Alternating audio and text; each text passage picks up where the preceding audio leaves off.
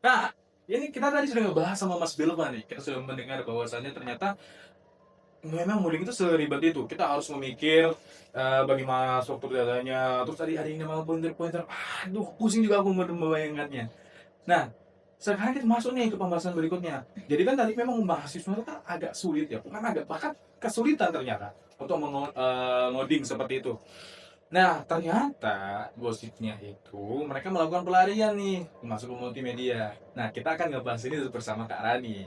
Nah, menurut Kak Rani nih, apakah benar multimedia itu dijadikan objek pelarian dan apakah iya hasil itu seefisien itu dan ternyata memang memberikan kemudahan bagi mahasiswa yang bisa dibilang lari gitu dari informatika ke multimedia. Menurut Kak Rani gimana nih? Oke, oke. Jadi sebenarnya ini pertanyaan favoritku ya seumur hidupku. Baru kamu nih Mar yang nanya kayak gini. Jadi gini ya Mar, jawabannya tegas ya. Di sini aku tegaskan bahwa jawabannya itu tidak. Jadi multimedia itu bukan pelarian ya teman-teman. Jadi aku bakal jelasin kenapa. Jadi memang ada anggapan kalau multimedia itu tinggal gambar-gambar atau desain-desain, terus selesai, udah gitu aja. Tapi yang orang-orang nggak tahu adalah di balik setiap proyek multimedia ini ada logika yang bekerja. Jadi ada proses berpikir yang terstruktur. Cuma medianya aja yang berbeda sama RPL mungkin seperti itu. Sebentar. Kak Rani bilang nih kalau ternyata memang logikanya main lah. Kalau ngoding kan memang harus berbasis data ya Kak Rani ya. Dan ternyata memang harus banyak yang diimprovisasi. Seperti kita harus mempelajari matematika segala macam. Nah, sedangkan multimedia gak ada ngoding, berarti seharusnya lebih santai dong. Nah, itu dia asumsinya. Coba aku kasih contoh yang lebih konkret ya. Jadi di dunia multimedia itu ada studi kasus yang menarik banget yaitu desain labirin 3D. Jadi kedengarannya tuh kayak main game ya kan? Nah, itu tuh seru banget. Nah, jadi tapi sekarang bedain dua hal ini. Yang pertama, contoh aja ya Mar ya. Kamu diminta nyelesain labirin, jadi kamu yang main. Nyari jalan keluarnya gimana, kayak main di labirin pada umumnya lah. Nah, itu namanya maze solving. Jadi yang kedua, itu nanti kamu bakal diminta untuk ngerancang labirin yang kamu sendiri bikin tantangannya. Jadi kamu nentuin nih, di mana jalan buntunya. Terus di mana hadiahnya, di mana ada enemy atau monsternya. Nah, itu namanya maze design seperti itu.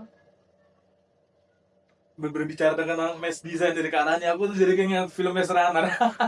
Nah, sekarang ini aku pengen nanya nih dari Kak Rani nih. Sebenarnya mesh design itu seperti apa sih konsepnya? Berarti dua hal itu berbeda ya kalau bisa gitu? Ya, bener banget. Itu dua hal yang bener-bener berbeda banget. Jadi, yang menarik dari maze design ini adalah maze solving itu justru lebih berat secara logika murni karena kamu itu bakal dihadapkan pada suatu masalah dengan banyak kemungkinan jalur yang harus nemuin solusi optimalnya itu di mana. Jadi itu logika yang intensif banget nih Mar.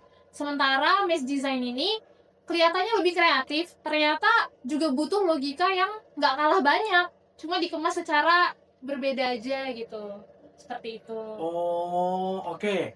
Jadi sebenarnya mesh design itu lebih dari sekedar menaruh objek. Saya pikir itu sebenarnya mesh design itu sama kayak kita ngedit seperti ngedit poster, cuma tinggal plok plok ketiplek jadi gitu. Ternyata ada logikanya, ada logik yang berjalan di situ. Berarti logikanya main dong bahasanya. Ya, exactly. Waktu kamu ngedesain labirin itu kamu benar-benar harus mikir, kalau aku taruh monster di sini, apakah pemain masih bisa melewati labirin ini? Terus kalau aku misalnya nutup jalan ini nih, apakah masih ada jalur lain yang bisa dilalui? Nah, itu namanya decomposition. Kamu memecah masalah besar jadi bagian-bagian yang lebih kecil-kecil. Jadi itu abstraction, kamu nggak perlu tahu detail teknisnya itu gimana. Semua asetnya, kamu cukup tahu fungsinya aja.